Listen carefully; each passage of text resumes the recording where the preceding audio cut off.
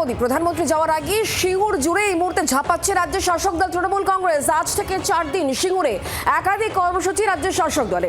পাল্টা কর্মসূচি করতে পারে তৃণমূলের শীর্ষ নেতৃত্ব, এমন সূত্র মারফত আমরা খবর পাচ্ছি। আগামীকাল প্রধানমন্ত্রীর সভা রয়েছে সিঙ্গুরে, আর তার আগে 4 দিনের কর্মসূচি রাখা হচ্ছে শাসক দলের তরফ থেকে, কারণ পাল্টা কর্মসূচিও করতে পারে তৃণমূলের একেবারে শীর্ষ নেতৃত্ব, এমনটাও সূত্র মারফত আমরা খবর পাচ্ছি। তৃণমূলের কি পরিকল্পনা এই বিষয়ে আরো জানাবেন আমাদের সঙ্গে প্রবীর চক্রবর্তী রয়েছেন, আমাদের প্রতিনিধি সরাসরি। প্রবীর, নরেন্দ্র মোদী যাওয়ার আগে তৃণমূল কংগ্রেসের একাধিক ভাবনা চিন্তা রয়েছে, 4 দিনের কর্মসূচি।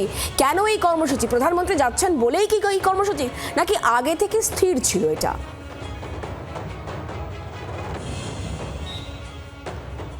দেখো, রাজ্য রাজনীতিতে নন্দীগ্রাম যেমন আজও প্রাসঙ্গিক, সিঙ্গুরও কিন্তু আজও প্রাসঙ্গিক, এবং নির্বাচন যত এগিয়ে আসছে নন্দীগ্রামকে ঘিরে এবং সিঙ্গুরকে ঘিরে রাজনৈতিক পারদ ততটাই বাড়ছে। আমরা নন্দীগ্রামও দেখছি এবং সিঙ্গুরও দেখছি। সিঙ্গুরে আগামীকাল যাবেন প্রধানমন্ত্রী নরেন্দ্র মোদী, তার তোড়জোড় শুরু করেছে বিজেপি বেশ কয়েকদিন ধরে। আগে আমরা দেখছি সুকান্ত মজুমদার তিনি বাড়ি বাড়ি গিয়ে আমন্ত্রণপত্র দিয়ে আসছেন। তৃণমূল কংগ্রেসও কিন্তু বসে নেই। প্রধানমন্ত্রী আসার আগে থেকে তৃণমূল কংগ্রেস কিন্তু রাজনৈতিকভাবে সিঙ্গুরে ঝাঁপাতে চলেছে। আজকে, কালকে এবং পরশুদিন 17, 18, 19 সিঙ্গুর জুড়ে বিভিন্ন কর্মসূচি নিচ্ছে শাসক দল তৃণমূল কংগ্রেস।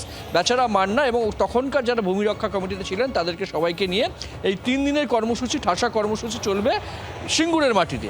এবং তার পাশাপাশি যেটা জানা যাচ্ছে 25 তারিখে সিঙ্গুরে একটা বড় জনসভা হতে পারে, যে জনসভায় তৃণমূল কংগ্রেসের একজন শীর্ষ নেতৃত্ব তিনি পাল্টা বক্তব্য রাখবেন, অর্থাৎ প্রধানমন্ত্রী সিঙ্গুরের সভার পাল্টা সভা করতে পারেন তৃণমূল কংগ্রেসের শীর্ষ নেতৃত্ব আগামী 25 তারিখ।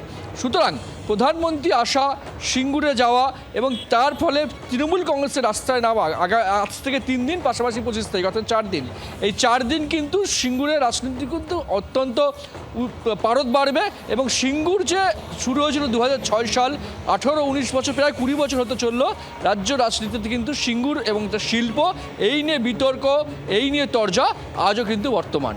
শুক্লা। অর্থাৎ প্রবীর, কোনো পক্ষই কাউকে এতটুকু জমি ছাড়তে নারাজ, কারণ সামনে মেগা বিধানসভা নির্বাচন, সেই কারণেই তৃণমূল কংগ্রেসের এই একাধিক পদক্ষেপ।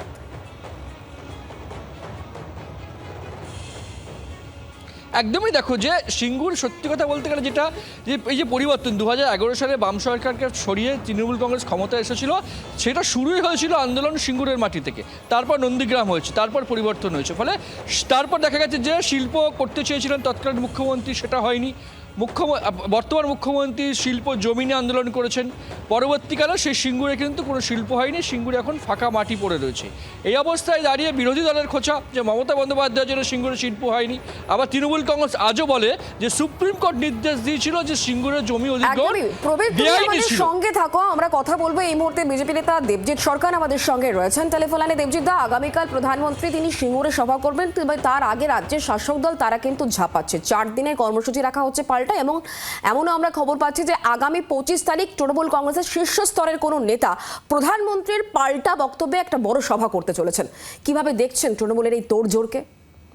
এই মুহূর্তে এই গ্রহের সব থেকে জনপ্রিয়তম রাজনৈতিক ব্যক্তিত্ব শ্রী নরেন্দ্র দাস দামোদর দাস মোদী, তিনি পশ্চিমবঙ্গে আসছেন। সুতরাং লাফানো ঝাঁপানো যাই হোক না কেন, কখনোই তারা একপান নয়। মানুষ মোদীজিকে নিয়ে আগ্রহী। একগুচ্ছ ট্রেন তিনি ঘোষণা করতে চলেছেন, তো সুতরাং আর কোনো কিছু হতে পারে না। দেবজিৎ, ধন্যবাদ আমাদের সঙ্গে টেলিফোন লাইনে থাকার জন্য। প্রবীর, তোমাকে ধন্যবাদ আমাদের সঙ্গে সরাসরি থাকার জন্য।